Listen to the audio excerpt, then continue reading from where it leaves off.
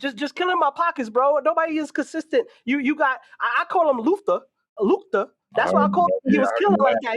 He was Luther. Now I don't know who he is. He ain't Steph Curry no more. He's Waddell. He turned into Waddell after.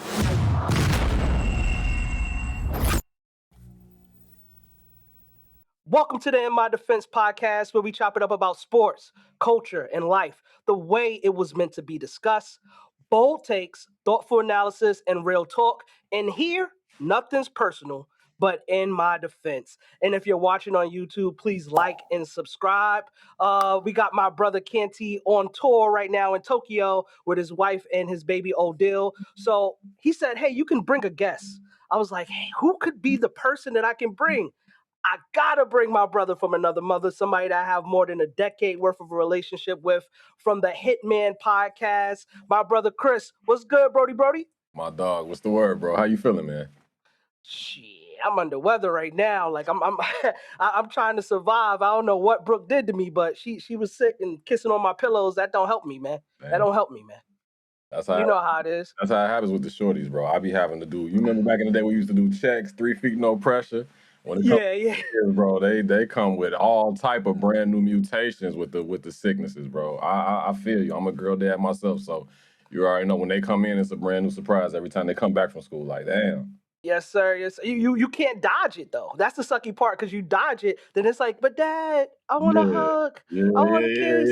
And you know, and then you look like the scumbag that don't want to give a hug and a kiss because she a little under the weather. But now, now I'm sitting here sounding like Snuffleupagus. Well, I appreciate you thugging it out, bro. Thank you for having me on the show, man. Shout out to our brother Canty. He's across the pond over in Tokyo doing his thing with the fam. So I'm substitute teacher for today. Back when they used to roll in the TV for you to watch, everybody be quiet, chill out. It's gonna be a cool day. But I'm happy to be on the show, man. I'm a big fan of the show. I've been telling you since the beginning. It's been a long time coming. I love what y'all are doing, man. I love being a part of it. So cheers to year one. I hope we got many more coming. So I'm proud of you. Appreciate you having me. If those that don't know, if you have not listened to the Hitman Podcast, this guy has been doing this for years and talk everything from basketball to football. But we got him here, and I think you guys don't know that he is behind the lens of so many of the games you watch on different networks, basketball, WNBA. So I'm happy to have you in the room, and we'll be able to chat just a little bit. Did you get a chance to watch that draft this week, though? I don't know how much you got into it. I know you're a Chicago native. How did you feel about your Bears? How do you feel about your Bears? Yo, it's different. It's a different feeling, and I mean different in a real way, bro. I don't think that we've ever had this much confidence, this much like hype, this much optimism. BJ coming in, turning the whole culture around. We got the Iceman, you feel me? Yep. It's big things are going. I know you from New York, so I know you feel me on that. But I think we about to be back to the moniker, the monsters of the Midway. You know what I'm saying? And then we had a real dope draft too. Got some killers. You heard me? So I'm looking forward to what we doing this upcoming season, bro. I got my cheese grater. I got my cheese grater hat. Oh, your cheese grater hat? Yes, sir. So you telling me y'all gonna repeat? Y'all gonna repeat as NFC North champs? The Kings in the North. You feel what I'm talking about? All right. Jon Snow got banished after a while. You seen the last episode, so you know it can go either way. Yeah, and then on the east side, the beast in the east, man, the Giants did their thing too, bro. I don't think see. My winner for me on the East Coast wasn't the Giants. It was more so the Jets. I think the Jets did their thing. You know, being able to get the top pass rusher in the draft. Then they got Sadiq. He's 250 pounds, running 4.3. One of the best tight. He is the best tight end in the draft. I think they got some good players, but I do agree the Giants did fix that Dexter Lawrence problem. Right. Got some good pass rushers. We'll see what happens, but you know, health is wealth in the NFL. You never know which way it's gonna go. Hey man, I need Hard Knocks Harbaugh to do his thing. You feel what I'm talking about? The first draft that I ever was excited about, I was an attendee. I went, my brother, my mom, because we were big football heads back in the day, but I actually went when Eli got drafted to the Chargers, traded to, you know what I'm saying, the hometown Giants. This for all you youngsters out there. This how far we go back, man. But yeah, that was one of the most electrifying events that I've ever been a part of. I've been blessed to work a few of the drafts live. This last one took place in Pittsburgh. You know, they've been bouncing it around from city to city. It's an exciting event, obviously not just for the young men that are getting drafted and the life-changing, mountain-moving things they're going to do for their families, but just the fans of these great teams in the NFL. You got to see a lot more interaction. You see fans coming up there. There was one young lady that went up there. I think she's from across. She's from out of the country, and she came. She's Yeah, a UK, I think. She Pittsburgh was from fan. Britain. Yeah, Yeah. she came out there and threw some shots at the Ravens. You know what I'm saying? Oh, I mean, okay, Ravens fan threw shots at the Steelers. well, I know Ingram came on stage with his son, Big Trust. Right. You know what I'm Big saying? Trust. But yeah, man, the draft was dope. It was a vibe. It was an excellent event. I wasn't able to be there in person. I got a bunch of friends in the business that were there. Boots on the ground. I've been covering NBA playoffs, so I literally just got back today to come chop it up with you. I was at the Cleveland Toronto game last night. But yeah, man, the draft was a vibe. Don't jump in there because a lot of people don't know. We really got you here for playoff basketball. Canty is a football whiz, but I had to bring one of my basketball whiz on the show. You just talked about that Cleveland Cavaliers matchup versus the Toronto Raptors. At first, I thought it was going to be history repeating itself where Toronto can never beat Cleveland. Yeah. And then now we're seeing a 3-2 series. You were at that game. I know it was electrifying. Dennis Schroeder had almost 12 of their, I think, 14, 15 points in the fourth quarter, going busy. What did you think being there live, feeling that atmosphere? How was the game? So first off, playoff basketball is like nothing else. Like I would say playoff football and playoff basketball almost rival each other, parallel each other in regards to the tension, the electricity, the competitive nature is always heightened when it comes to the playoffs, right? Yep. Cleveland is a great sports town, a very historic, prestigious sports town. They got a lot of sports lore, a lot of sports history, a lot of sports greats. And the Cavaliers are hungry for a championship. We're going on the 10-year anniversary of their first and only NBA title with LeBron, you know what I'm saying, 2016. So they have what we thought on paper at the beginning of the year, top to bottom, the most solid team in the NBA outside of the Thunder. But they're very young, right? You got a superstar talent in Donovan Mitchell. You got an all-star, a Hall of Famer in James Harden, a defensive player of the year in Evan Mobley won it last year. A championship winning coach in Kenny Atkinson. So you thought top to bottom they would have those pieces. Then they made that trade with Garland, obviously for Harden, at the midway point of the season, and you thought that they were going to steamroll on their way to a championship or even at the very least an NBA Finals appearance. But they can't get out of their own way, bro. You know what I'm saying? Nah. That's the issue with Toronto, like you said before this. They haven't beaten the Cavs in Cleveland in a playoff series ever before last night. Yep. Before this series, excuse me. Cleveland ended up winning last night, and they're on the verge of finally closing this series out. And that's the other part of this. These playoff series, first round series, have been really interesting because you would think a lot of these teams that were touted in the top four of the brackets on the East and West would have made short work of the bottom seeds. But that ain't really been the case. I covered the Detroit Pistons, Orlando Magic series all over the weekend. I did games 1 through 4. And you thought that was going to be short work, but the Magic we were talking about, they were on the verge of doing a overhaul with rumblings about Giannis coming to the team. Maybe what's the future for Jamal Mosley? But now they're looking as tough as anybody. You know what I'm saying? They looking like David and Goliath. That's what they looking like. It's a back and forth thing, and not only that, but last night was electrifying with Cade and Paolo going for 45 in the game. I was at both of their drafts, right? They got drafted number 1 back-to-back years. We talking about them being the future of USA basketball in the Olympics, and they're showcasing like why one they're marquee players, why they're the captains of their teams, but also they're giving us great basketball, bro. Like just really, really good nostalgic playoff basketball, tough, contentious. We seeing a little bit of smoke, right? Yeah. A little rumble, a little push, a little here and there. Yeah, we thought, and not for nothing, we getting a little bit of drama too. I ain't gonna touch too much on it, but it's some personal stuff that's going on between some of these teams, especially with the Magic and the Pistons. There's some personal stuff that's going on outside of the series that's playing into that. Obviously, the dunk of the century, the dunk of the decade, Jamal Cade on Jalen Duran. Yeah, bro. We're gonna get into that later on in terms of like nostalgic moments. But just in terms of playoff basketball, those are a couple of examples. Like I said, the Cleveland and Toronto series has been interesting because we expected Cleveland to kind of make short work of the Raptors. They don't really have a quote unquote superstar. Brandon Ingram got hurt last night. It's looking like he's gonna be out for the rest of this series if it's extended to 7 games, if at all. A first-year head coach for the Raptors versus Kenny Atkinson, who's a perennial coach. He was on the Warrior staff. He coached the Brooklyn Nets, right? So we thought this was gonna be an easy sweep or a gentleman's sweep. But the Raptors are showing some spunk. They're showing some fight, some fire. We seeing Scotty Barnes grow up in front of our eyes, right?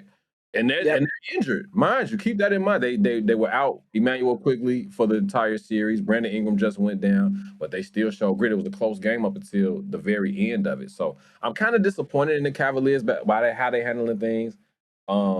Their defense has been waning for the second half of the season when we thought that was going to be like their anchor, like that's their stalwart when it came to Mobley and Allen clogging up the paint. And then on the other end of things, like Donovan Mitchell, James Harden was supposed to be two-way players and then high-volume scorers, but it's just been a difficult series for them. I don't know if you equate it to being a bad matchup or it's just the Raptors are better than what we thought they were. I don't know how much of the Raptors being better than we thought they were versus inconsistency from some of the star players. Donovan Mitchell, that game 4, he gone 6 of 24 in a performance last night. He didn't even play the majority of the fourth quarter. I mean, you stay with the hot hand, and the Schroeder was a hot hand. But at the same time, you need to have your stars show up. And we all know the criticism about Donovan Mitchell is when the playoffs come, he sometimes rises and give you 60, give you 50, but then you get the same old Donovan Mitchell who team gets out the playoffs before they even get to the Eastern Conference Finals. 3 years in a row, we thought that the Cavaliers was going to be that team to challenge Boston, and then 1 year it would challenge New York, and then it just never comes together. I thought that the James Harden trade and how him and Jared Allen was doing that good old 10 to 20, you know what I mean? 20 and 10. Jared Allen was averaging 20 and 10 since James Harden got on the team. I thought it was going to be the same pick and roll setup game that we'll see in the playoffs, but it just seems like the offense is changing. But having a dog like Dennis Schroeder with more than a decade of experience and then being able to play in over 70 playoff games, what did you see from him in real time and just how he electrified and got to the bucket over and over and over again? I've always been a fan of his poise. I haven't just seen him here. He's been on so many teams in the NBA, but that job security is because he's a leader. He's been in big time situations, but I've also covered him internationally, right? I covered him last year in Paris at the Olympics when he had that surge for the German national team, right? Gave the USA a scare, gave Serbia a scare. He's just a bona fide hooper, bro. He's been in every big time moment. He knows the scenarios. He knows his role, right? He never gets too hard or too cold. Now, mind you, he's a feisty player. He got a little attitude on him. He can shake things up when he needs to, but he never gets out of the moment. He's never beyond himself. And in those instances where he's got the ball in his hand and it's his opportunity to be efficient, mind you, when he came in, he took somebody's job in Atlanta, right? Once upon a time. Yeah, definitely did. Out of nowhere, became a starter, and then he's just been a force in this league. He's on Sacramento. He's he's been in Detroit. He was on the East Coast. He played for Toronto. He played for Brooklyn. He's been just about everywhere that you could think of. The Lakers, right? Now we criticized him back in the day when he kind of like money. Yeah, he wanted something different with Boston and couldn't quite get it situated. But I think that when it comes to his game, you need a Dennis Schroeder. I think every team in the playoffs wants a Dennis Schroeder on their team because he can guard multiple positions. He can play multiple positions, whether you want to be a facilitator, a playmaker, a passer, a scorer. He can do just about anything that you ask him to do at any point in the game. His attitude gives you the notion that he never feels like they're out of a game. They were down 20 in the series not too long ago. And he, again, showed up, showed out, displays his ability to not only be a great player, but a great teammate. And everybody gave him praises from Spider to James Harden last night. Even Kenny Atkinson, he was like, when they did the locker room post-game interview, he's like, man, that's the way to fight adversity. He's like, because I sat you last game, right? And in those instances, a younger player might sulk, they might have an attitude, they might not be as engaged. He never got out of himself. He kept the main thing. And then he responded right last night, and now because of his efforts, a great credit to his efforts, they're on the verge of moving on to the second round. They wouldn't have had that. They wouldn't have won that game last night without Dennis Schroeder. No, they wouldn't have, and they needed his energy in the fourth quarter, and he provided it. he's consistent in providing that energy, like you said, the poise. But let's switch gears to another series that a lot of people are saying is going to be a legacy series. I don't think it's going to be a legacy series. I don't know if you know what game I'm talking about, but we're talking about the Los Angeles Lakers versus the Houston Rockets. We know last night there was a 99-93 loss in Game 5. There is a big game. We're recording on Thursday. The big game is tomorrow, May 1st. LeBron still had 25, but Jabari Smith, he showed up and showed out. 22 points. Easton, he showed up at 18 points, messed up my parlay. I can't play with this guy no more. Pause. Just killing my pockets, bro. Nobody is consistent. You got. I call him Luther. That's what I call him. He was killing like that.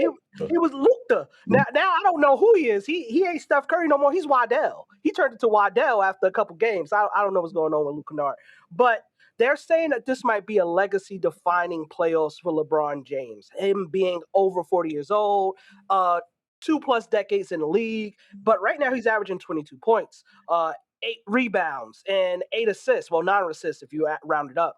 What are you seeing from LeBron in this late age that you can say, hey, he's going to bring them over the hump? You just got AR back yesterday. AR's going to be here on Friday. What are you seeing in this series that makes you say this is really a legacy-defining series for LeBron? Or is it just another series to get another win? So let's back up for a second.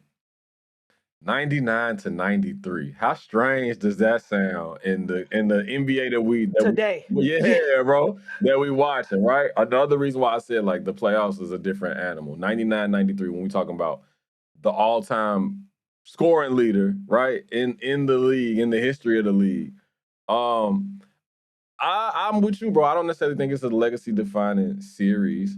I am interested, fascinated almost, as to why the Lakers are struggling to close out this series with no Kevin Durant, with no Fred VanVleet, and with Alfred Sengun playing really inconsistently, right? LeBron's not having a great series. He had some great moments, right? Obviously, that was it the game 2 where he had the clutch 3 and then the overtime buckets. So that was turning the clock back. Those were vintage, right? Hall of Fame clutch moments. But overall, he's having to do those types of heroics because they're not in good positions in the last 5 minutes of the game. DeAndre Ayton has not been playing well. Kudos to Vanderbilt, who stepped up with some defensive effort. And then, like you said, up until you called him Luther, I was calling him Luke. You feel me, from the 2 Live crew. Uncle Luke. Because of how crazy he was going. Because Luke Kennard was. We talked about some steals in the draft earlier. I'm talking about he was the steal of the trade deadline, right? He had been sitting around waiting on somebody to come and get him. And then when he comes over to this team, he's looking like otherworldly. But he didn't have a good showing last night.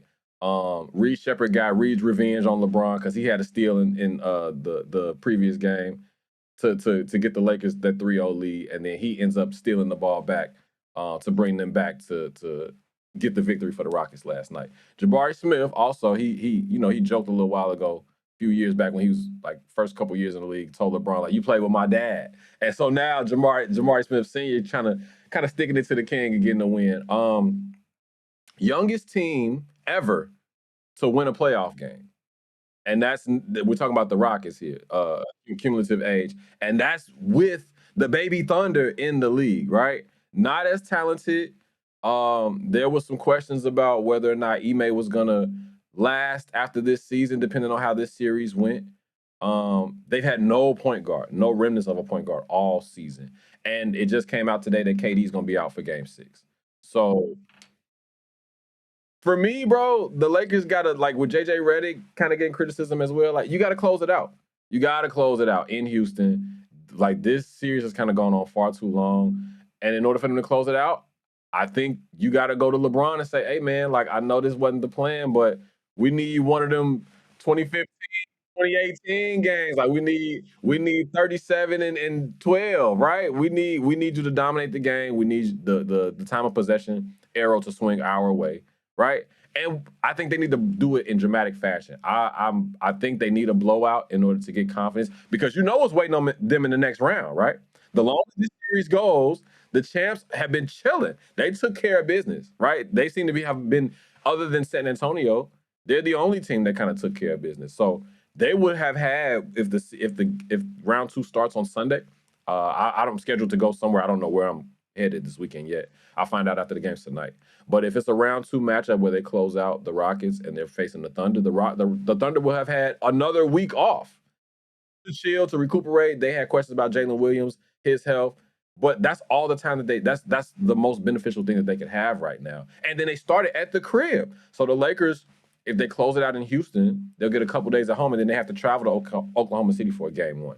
I think in order for you to go in feeling your best and being in the best position to have a great series, you got to blow them out. You got to blow them out in great fashion. There has to be some chemistry that's built there, and I think it starts with LeBron. I don't think they're going to be able to match. This is me talking in prophecy, because I think LeBron is going to win. The Lakers are going to win. They're going to get to the next round. I don't think they can match the firepower of OKC. Now, if you need Marcus Smart giving you 4 or 5 threes, you need Luka.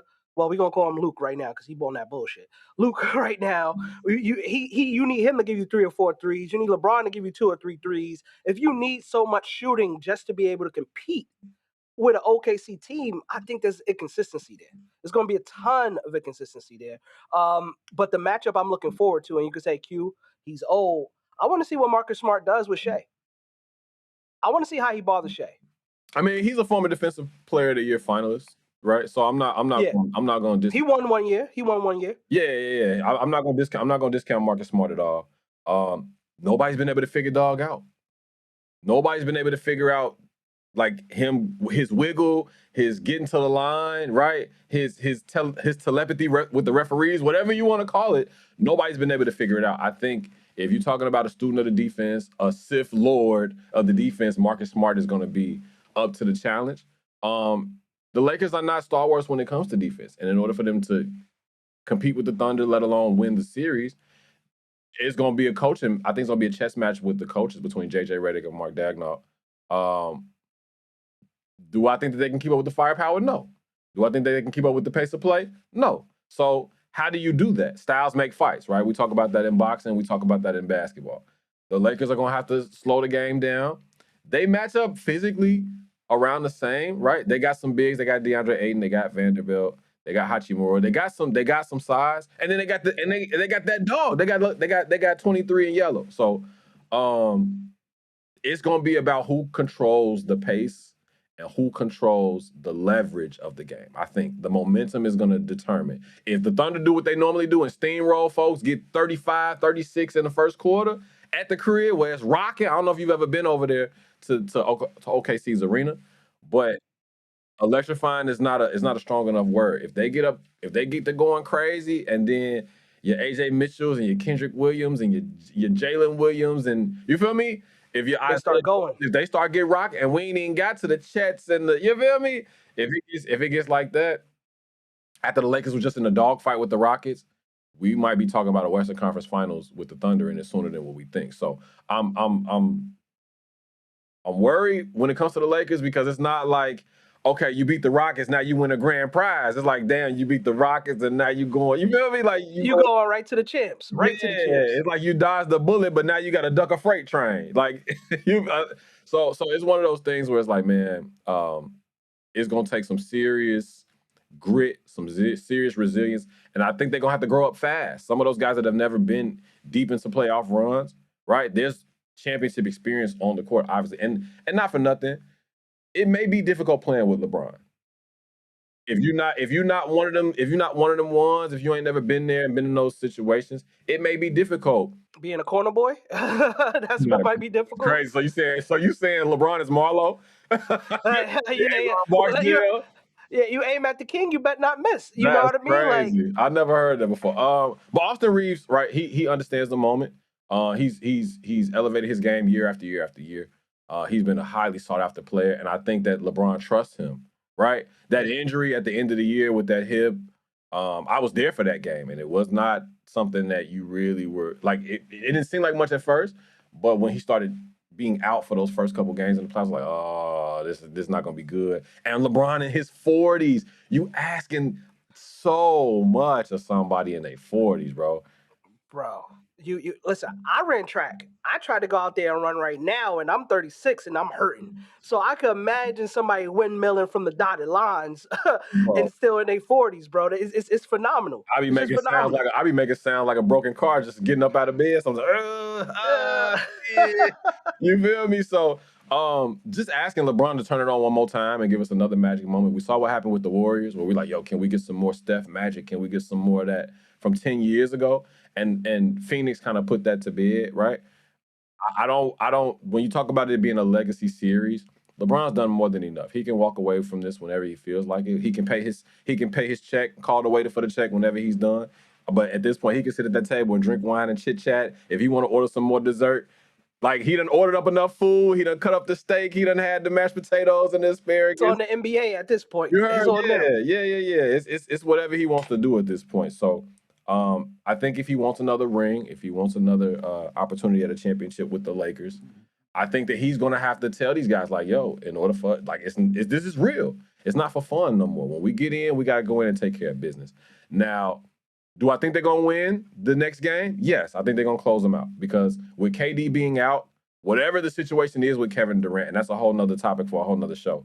But whatever's going on with KD, I don't think that if the Rockets even do beat the Lakers, that they can overcome that against the Thunder. And as a fan, I would much rather see the Lakers and Thunder series than the Rockets and Thunder series. So I think they're gonna win. I think they're gonna win big, and I think they're gonna try to take care of business so they can get that whatever rest they can. Every ounce of it they're gonna need to go up against the champs, who look like short of an injury, they're gonna repeat. Yeah, yeah. And I mean, we know back in the days in the 2000s, early 2000s, late 2000s, the Spurs were very good at matchup and making sure, hey, I was the sixth seed because I want to go against this guy and I got a Right. better chance of getting to the Western Conference Finals. I didn't see a lot of that this year. I feel like a lot of people are going to run into the wall and they're going to run into some bad competition that they don't want to see. Denver. Before we get to 99 problems, though, there's two matchups that on the East Coast, we talked a lot about West Coast. You talked a little bit about the Magics in the Detroit series, but 76ers versus the Boston Celtics and the Knicks versus the Hawks. Yeah. Those two series, they're on a collision course of meeting each other. It looks like Boston is finally getting healthy, 100%. They got not only Jalen Brown coming with confidence, being able to lead the team this year in points, but also they have Jason Tatum being able to come back from an injury and looking like he never skipped a beat. And then you got Nico. Nicola. I always loved him when he was on the Chicago Bulls, to be honest with you. He was a good guaranteed 15 and 20, or at least 15 and 15, and he could shoot that three too. Right now, both teams are 3-2. All without anything going wrong, because we know these games are tonight. I think the Knicks are going to advance. I think the Celtics are going to advance. Before we get to 99 problems, talk to the listeners about that series and what does that mean as we talk about matchups and who's going to 9 out of 10 get to the Eastern Conference Finals. I don't think it's a foregone conclusion that the Knicks are going to win. I think the Hawks still got a chance. I think the series is going 7 games, bro. I think it's going 7. The Knicks can't close. They have a dog. They have a white hat, right? I see you with the white hat. Shout out to In My Defense. They have a white hat in Jalen Brunson. But there is no other closer on the team. So when it comes down to the last 5 minutes, those clutch variables, Mikal Bridges is on a milk carton, bro. He's on a wanted poster. Cat, if he doesn't get the ball, if he's not getting the touches that he wants, he is all but non-existent. And CJ McCollum and Jalen Johnson and Dyson Daniels and everybody else that got 2 names that start with the same letter on the Hawks are not fucking around. They are not playing with them. They're not scared of the Knicks. They're not scared of the fact that they think TV and America wants the Knicks in the finals. They are like, yo, y'all gonna have to come down here and get it. Y'all gonna have to come down here and earn it. I think Quinn Snyder's doing an amazing job with his rotations, shortening up the rotation. I think Nickeil Alexander-Walker is going galactic. I think he made some serious money, becoming the most improved player of the year and upping his scoring average. And I think if the Knicks are not careful, if they don't slow the game down, if they don't play physical, if they don't get a Mitchell Robinson and a Josh Hart sighting, they are going to lose. Now, in regards to Boston and Philly, I think Boston's playing with their food, bro. I don't think Philly's a nice story. I love VJ Edgecombe. Maxey has completed his full coming out party. We at the after party with him now. He was third in the league. I think he's top 5 in the league in scoring this year at 28.6 points a game. But Embiid on an emergency appendectomy, who has not played 50% of his games this year, you cannot expect him to come in off the street and beat Jalen Brown, who is going to be top 3 MVP candidate or top 5 MVP candidate, first team All NBA, and a Jason Tatum, who is frothing at the mouth to prove to y'all that he has Mamba mentality coming back from that torn Achilles. They are on a collision course with an Eastern Conference Finals appearance, in my opinion. When you got a struggling number 1 in Detroit, the Knicks don't know if they're coming or going. Boston is like, yo, this is business as usual. This will be their third. If they make it, this will be their third finals in the last 5 years. Right. And this is an experienced duo. They've been potentially, if they go to the Eastern Conference Finals, it'll be like their 8th or 9th together. And they're not even 30 years old yet. Neither one of them. Joe Mazzulla is a psychopath head coach. They got some huge contributions from people that you would have never even thought of. Baylor Shireman, for those that are not familiar, a Sam Hauser, a Jordan Walsh, who I covered in high school and then in college at Arkansas when he was there with Anthony Black, Nick Smith Jr. He's given them great defensive effort. Luka Garza, the zombie Luka Garza. You know what I'm saying? I think Boston is gonna beat Philly soundly. I think Podcast P is gonna be back on the scene. He gonna give us some stories. I think Nick Nurse is on the hot seat. I think we've seen the last of the process. I think Joel Embiid is gonna be traded, if not floated for a trade, in order for the Sixers to get better. But I think Boston's gonna move on, bro. And again, if the Knicks are not careful, they're gonna look up and they're gonna be out in Cancun with Charlotte and with Portland and anybody else that's been out. Yeah, and just a little fun stat. CJ McCollum is 22 of 32 whenever Jalen Brunson guards him. They averaging 82% true in the shooting. press conference. They asked him directly. He said, "Do you like that matchup with Jalen Brunson?" He said, "What do you think?" He said, Barbecue chicken. Yeah. So, and honestly, just for everybody listening, I hope Jalen Brunson took that personal. I hope he saw that clip. I hope he takes it personal. I would love for him to go for 45 like Paolo and Cade did and close it out. But Atlanta's too fast. They got too much youth. They are shooting. Their efficiency is in the upwards of the 60 percentile. And they are hungry. They are out to prove a point. Like, just because y'all the Knicks don't mean that y'all gonna come in here and you know it, bro. We got a ton of homies that from New York that live in Atlanta. So they're gonna be out there with the Knicks jerseys, but I'm not sure it's gonna make a difference when you go to State Farm. Yeah. My baby bro has been going to the games. He said the tickets are pretty good. He lives in Atlanta now, so he's been able to go to the games. I just tell him calm down because you don't need to rumble over no New York Knicks. They ain't that good. But I hear you. I hear you. Listen, I know you listen to the show, and I hope you're excited about this segment, but we always say we got 99 problems, but a take ain't one. This is the part of the show where we kind of get into some nostalgic listings, rankings, and we just talk a little bit more about some of the things around sports in depth. This week, knowing that there are some players, I thought the Magic was about to get Detroit out of here. So this week, we actually did the biggest upsets in playoffs history. Chris, usually I tell the other Chris, CC, I usually call out some teams, call out some historic moments, and then he feeds off me. So we're going to do the same thing, brother. We've been rocking out for more than 15 years. I know we got alley-oop, LeBron James, Dwayne Wade all day. So we're going to get that done. So let's talk about 3 big playoff upsets. And if we got to talk about anything, we have to talk about the 2007, we believe, Golden State Warriors versus the Dallas Mavericks. They were able to beat the Mavericks in 6 games. They were the first 8th seed to beat a number 1 seed. And we know Dirk was going stupid that year. Beyond stupid that MVP, year. right? I mean, we know he got revenge. He was MVP. He got revenge a little bit later, but it wasn't on those Warriors. What do you think about that series? And just give a little take about that upset. It was Americana, bro. It's something that, like, we talk about the underdog, there's a true definition of it. You can talk about BD, Matt Barnes, Steven Jackson. Shout out to all the smoke and them fellas over there. It was crazy to watch in real time. Like, what's happening? It wasn't like the Mavericks weren't showing up to play. Don Nelson is the king of the offense, right? The architect of the offense. But they just would not die. And again, like I said, when it comes to some of these arenas and there's 6 men, we just talked about OKC.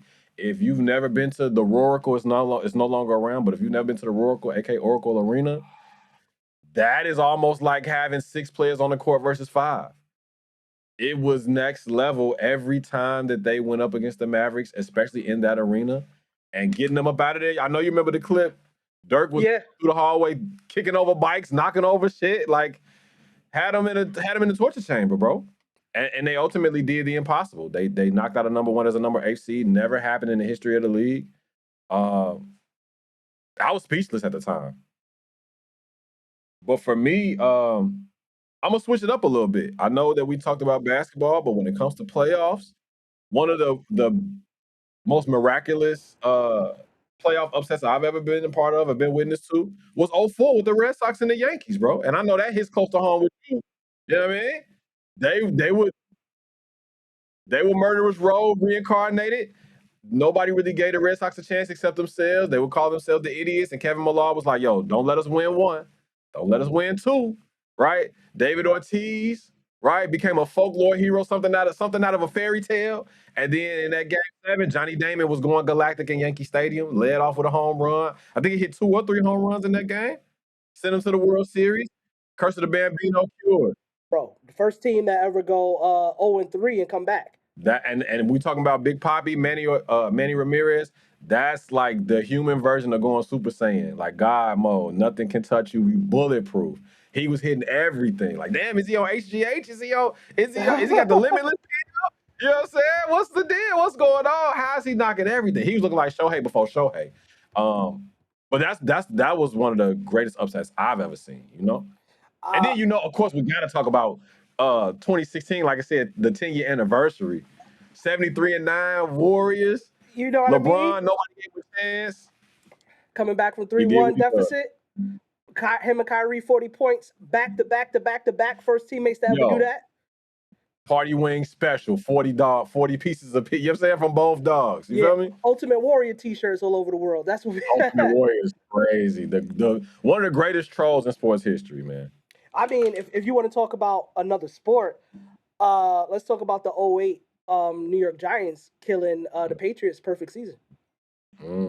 That was definitely an upsetter. You had miraculous catches. You had Tom Brady seeing ghosts out there. You know what I mean? You had Plexible being able to catch that touchdown at the end of the game. You had so much going on around the game at that point in time around the Patriots, being able to break records after records after records, having Randy Moss, having Tom Brady. We knew he was a GOAT back then, but having Tom Brady and having a GOAT Randy Moss, one of the GOAT wide receivers in the game, that was a big playoff upset. Nobody seen it coming because we thought that the Miami Dolphins was about to be sad that they 72 season is a little washed now. They wasn't drinking champagne no more. Yeah. Oh well, can we leave with one more? Let's talk about.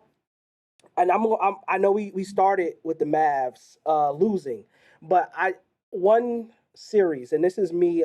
Everybody has to understand. Tracy McGrady is number 1, LeBron James number 2, Zeke is number 3. So if he's my number 2 favorite player of all, I'm a realist sports fan. I'm not gonna, be riding him like a rodeo horse. I remember in 2011 when Dirk went on that revenge tour, everyone he had to go through to get to the Heat. And then when he got to the Heat, listen, I don't know what they felt about LeBron, but we know LeBron has transitioned his game to being able to do mid-range, post up, shoot from the 3. Back then, if you made LeBron shoot, that helped you win a game.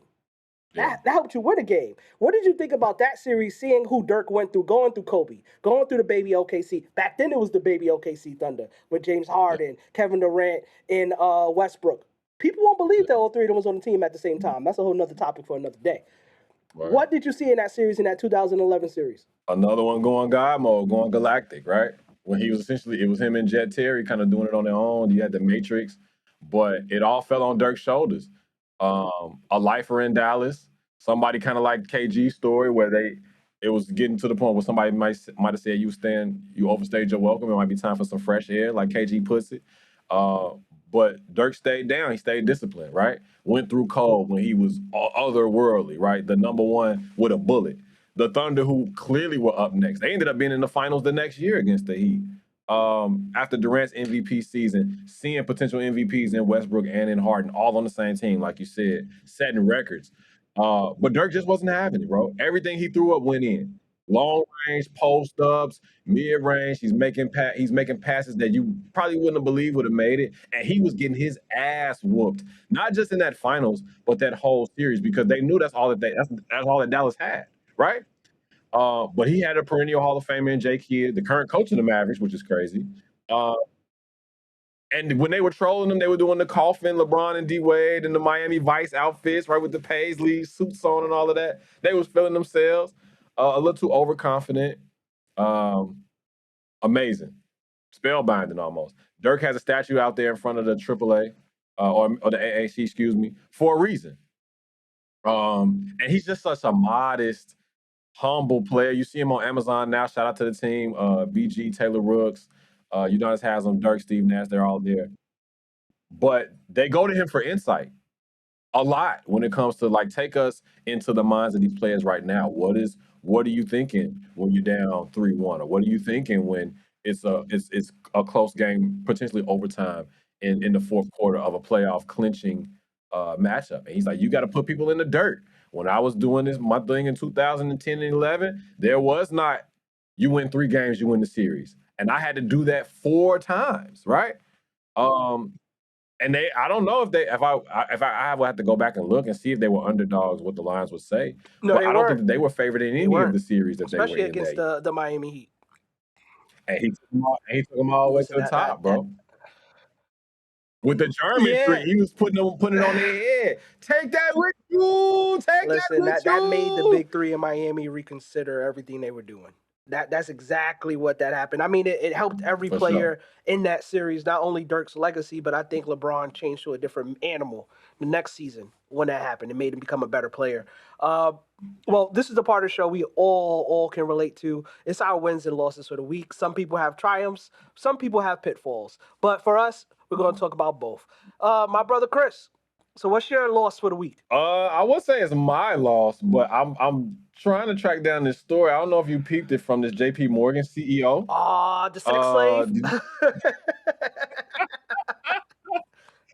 I'm talking about trolling my man's wife, talking about I'm not gonna repeat what she called her, what she said to her. It's crazy, it's despicable, but that's definitely a loss. And we've been seeing a lot of CEOs, a lot of executive vice presidents get they just due by letting their intrinsic thoughts kind of come out a little too loud, right?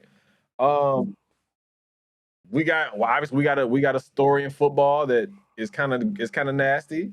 Some basketball situations that's going around with some of our stars in the league. They're still in playoff contention. They got some personal things going on. So hearts and minds, prayers and thoughts to those players and those coaches that are kind of dealing with some difficulties now while they're still trying to maintain and do their jobs.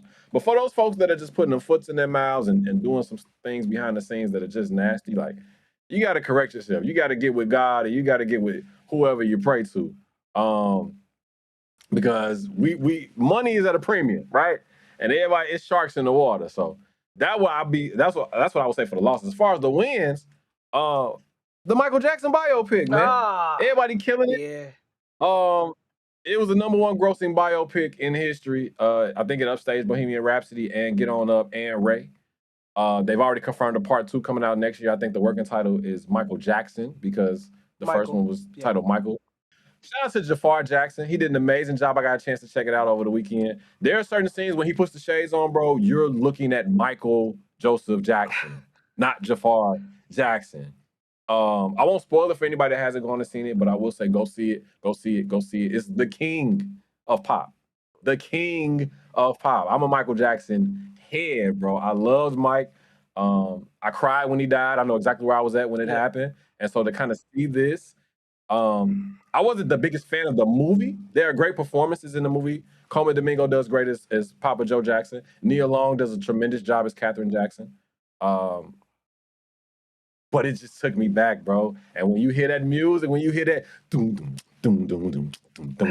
it's a wrap. So that would be my win. Okay, we got both my brothers' wins and losses. My loss for the week goes to Damon Jones pleading guilty.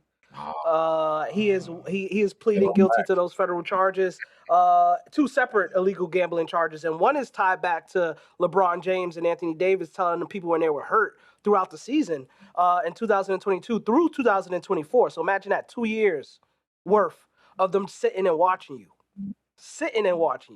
Come on, man. You go from player, then you go from player to teammate. I remember when who was it? J.R. Smith said, "I'm gonna throw the soup at you." They ain't throwing the soup at him no more. They throwing the book at my brother. So he pled guilty, and we know that Terry Rozier, Scary Terry, he about to be real scary because he got some new charges pending on him. So those losses with those betting and gambling scandals, as you talked about, the other CEOs, the things going on with reporters and coaches in the NFL, just something we don't want to see.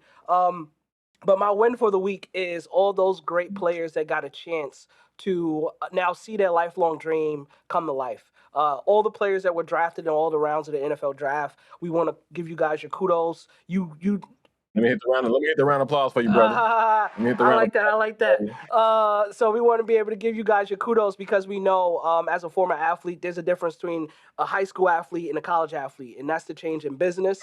Yes. And then you go to the professional level. There's a discipline. There's I wake up every day at 5. There's I don't go out with my friends this time during the season. There's so much you guys have sacrificed to get to this point, and we want to give you guys your love, your wins, and buy your mama a house or something when you get a chance. Wait till you stack your bread up. Don't do it right away. You're going to go broke. But buy your mama a house. Tell her thank you. And your dad, too. Don't forget about the dads. We know Mother's Day is coming up, but Father's Day is in June. We don't want to forget about the dads either. We got dads on the show. But let them know where they can find you at, Chris.